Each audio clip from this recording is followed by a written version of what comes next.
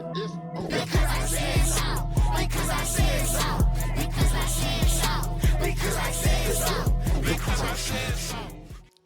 Hey everyone, and welcome back to the Biz Podcast, where we take those classic mom sayings and turn them into today's best conversations. I'm the daughter, Nicole. And I'm her mother, Lakeisha, here to make sure she remembers where she got all of her wisdom. All right. Well, guys, Happy New Year. We missed you guys so much. Absolutely. This week's theme is, Mom, I'm thinking about having sex.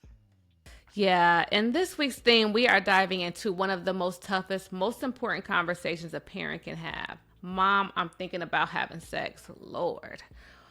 We'll be discussing how to approach this sensitive topic, understanding emotional and physical readiness, and creating an open, honest dialogue about intimacy while maintaining trust and respect. Yes, ma'am, because there's always a reason behind every because I said so. That's right. And as per usual, every parent, every teen, every family is different. What works for one may not work for another one, and that is totally okay. I am sharing my experience as a mom, but I don't have all the answers. Parenting is a journey, and we are all learning as we go. So take what resonates, leave what does not, and trust your instinct. You know your child best, and this is just one mom's advice because I said so. Exactly, Mom. And again, guys, we want to just remind you guys to please like, comment, and subscribe. Also, make sure you're following us on all platforms at The Biz Podcast. That is the BISS Podcast. And now it's time for my favorite part. Please, guys, grab your snack or tea, and let's dive in. Because sometimes the best talks come with a little bit of motherly love. Enjoy the episode, guys. The first segment, we talk about when is the right time. So, Denim, let me ask you, what do you think makes someone truly ready for sex? Do you think it's more about physical, emotional readiness, or a mix of both? It's definitely a mix of both. Because I realized, too, when I lost my virginity, that, like, one time we tried to do it, oh my God, y'all, tried to just rush it and just do it in the car. When you're uncomfortable in a space, I didn't know, for women, we get tighter. Like, it doesn't, like, you don't open. Like, you get tighter.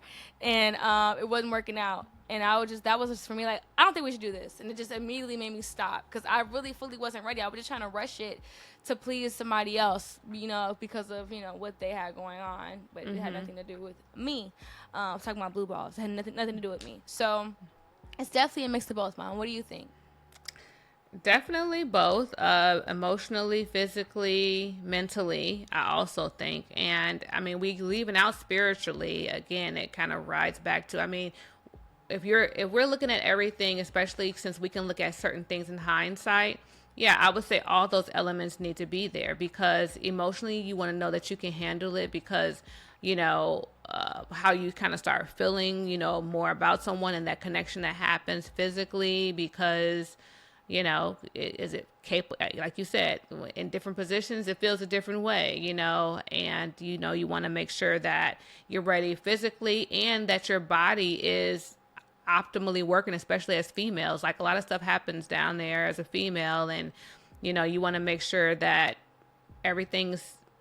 that he's good physically, as right. in he doesn't have anything, that you don't have anything, all that stuff, and that you have protection. And then mentally, you don't want to get out there and start acting crazy.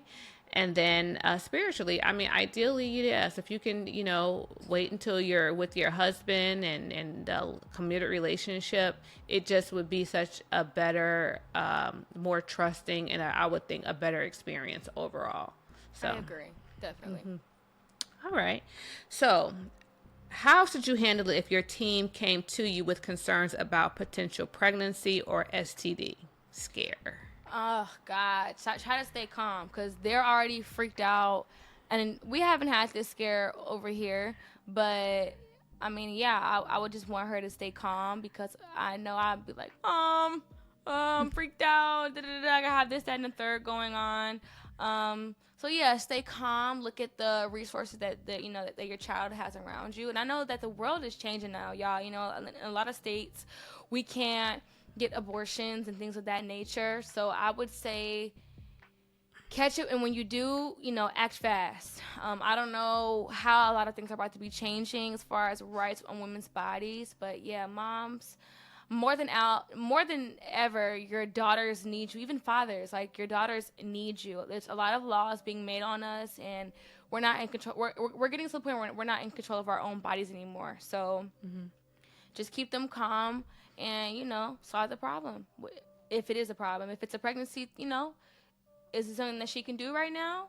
And if it's not, and if she's not ready for it, okay, you have to explore those options at that time. Yeah. And like Denim said, like, times are changing. I mean, I guess not that we haven't been here before. It was that once upon a time. And then for pretty much most of my, like, teens, adulthood, we had rights as women, and now a lot of those are being taken away. So, yeah, I would say, approach it calmly. I am definitely one to feel like you can do anything, period, through Christ, and that's just always been my mindset. So I think that calm, and then, get into your resources, your OB-GYNs and that sort of thing. Like, anytime we're thinking about care, I know that they've removed a lot of things, but as women, you should still be under the care of an OB-GYN to be able to examine you for STDs, and then to be able to be there for you if you are pregnant. And this was something I actually did deal with. I guess you could say I was a teen. I got pregnant when I was a teen, my late teens, going into my 20s. I was 19. I was in college. And, when I did tell my mom, I didn't know what to expect. I told my mom and my dad, and I got the, oh, Keisha, reaction, and what are you going to do?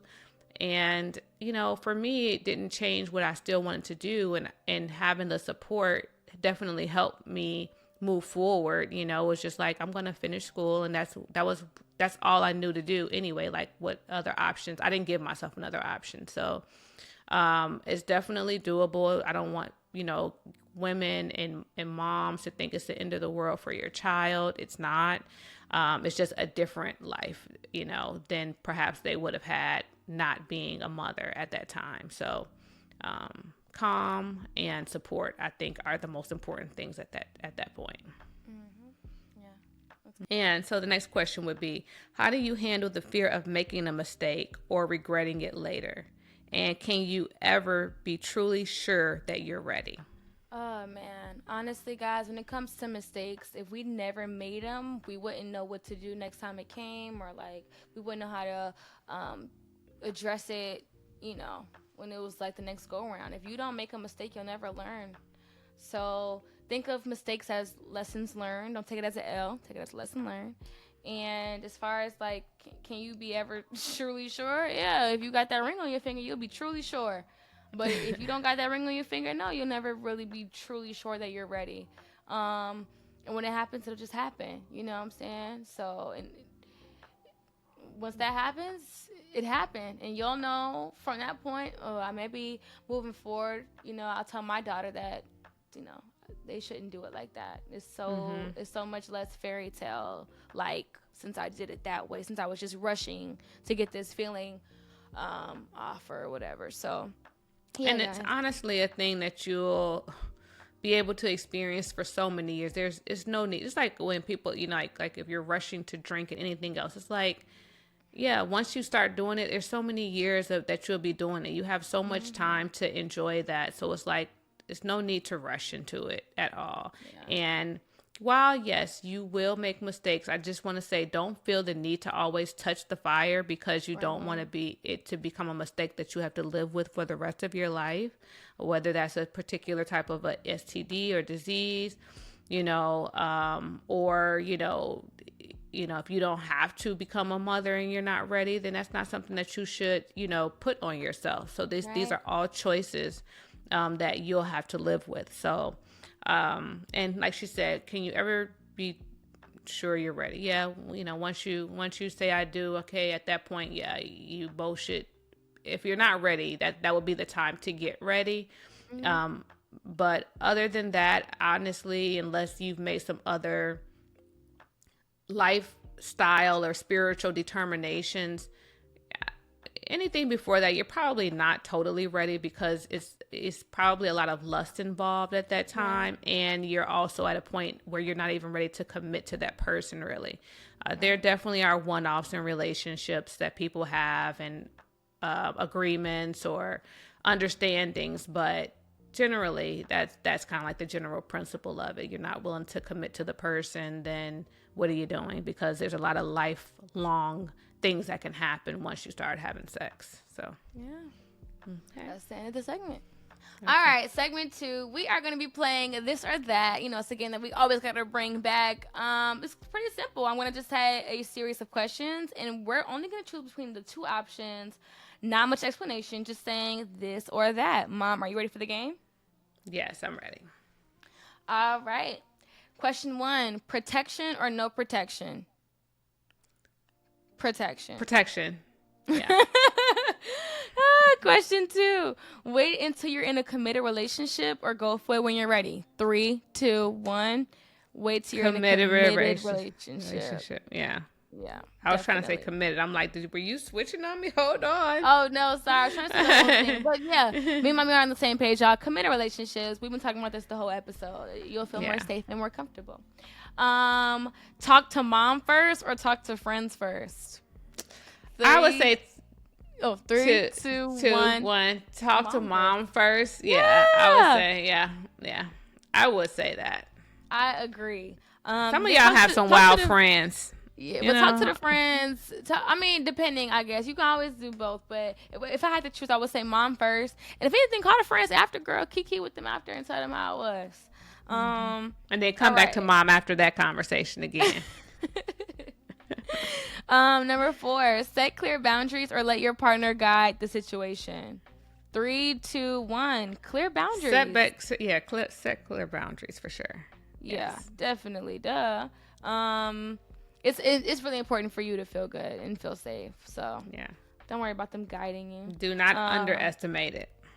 Exactly. Number 5, have the conversation about consent or let things happen naturally.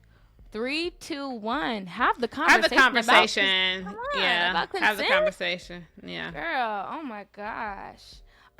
Number 6, wait until you feel emotionally ready or go with the flow if the moment feels right. 3, 2, 1. Emotionally ready. Wait till you're emotionally ready for sure. Come on, y'all. We talked about this in the first segment. And the last question. Okay. Number 7, talk openly about birth control or hope it works out. 3, 2, 1. Talk about openly birth control. openly about birth control for sure. For sure. And we always, want to know, did you guys guess the same as us? DM us or comment down below, but DM us at the BIS Podcast, at the BISS Podcast. And, let us know your answers because we always want to know debate and debacle. That's the end of the segment. Absolutely. Which brings us to the wrap-up question. Wrap up. All right. Again, we'd like to hear from you all, so definitely give us your feedback on all of these questions, of this or that, as well as this wrap-up question. Let us know what you guys are thinking out there, okay? Yes. All right. So, what is the one thing you think every teen should hear from their parents, no matter how uncomfortable it might be to say? Oh. Okay. I'll say 2 things, but it's really one thing. Well, 1, say I love you to your kids. A lot of the times, I've realized a lot of girls go into the guys because they don't feel loved enough at home. So I would always say to, love on your kids and let them know that they are loved and that they don't need to go to a male for validation or to feel like they're loved. And secondly, this kind of just like more awkward, but it hurts. Yeah, it hurts. It doesn't feel great the first time. It hurts, and you gotta maybe take some Zumba classes. You gotta work them hips a little bit, girl. You gotta try some things. You gotta really see what you like. This is your time to really figure out what you like and what you don't like, and to speak on those things. Because if you don't, you'll never get to the finish line. So I know it's awkward, but it needs to be said. What about you, Mom? I would say to let them know that they can wait. It's okay to wait. That would be one. Okay. So one would be that it's okay to wait. And it's for them to communicate that with their partner if they're really not feeling it, if they're kind of feeling pressured. And then the other thing I would say is to let them know, like how she said, to say, I love you. Just let them know how you see them and how their value, let our kids know, like, whose child they are. They are your child, and they're also a child of God, and that they need to be treated as such. So I definitely think you need to, especially for girls, let them know that they are worthy of the best treatment, and they are worthy of someone waiting for them to have sex. So yeah, that's really good. That's the end of the episode. There we go. And that's it for today's episode. We hope you found something that resonates with you. As a mom, my biggest advice is always to trust your instinct, because no one knows your child like you do. Exactly. And you guys, don't be afraid to have those tough conversations. Look, here at the Biz Podcast, we may not have all the answers, but learning together is what makes us so much stronger. Yes, and please remember that parenting is absolutely a journey. Keep the communication open. Always trust yourself. And if you enjoyed this episode, hit subscribe, like, and leave us a comment. Yes, and don't forget to share this with a friend or a mommy that you may know. And follow us again on all platforms at the BISS Podcast. We post here every week, guys, so make sure that you hit the notification bell so you are the first to know when we post. Absolutely. Make sure you tune in every Wednesday for a new topic. And if your child wants to question your parenting, tell them, this please. And we'll see you next week. Bye. Guys.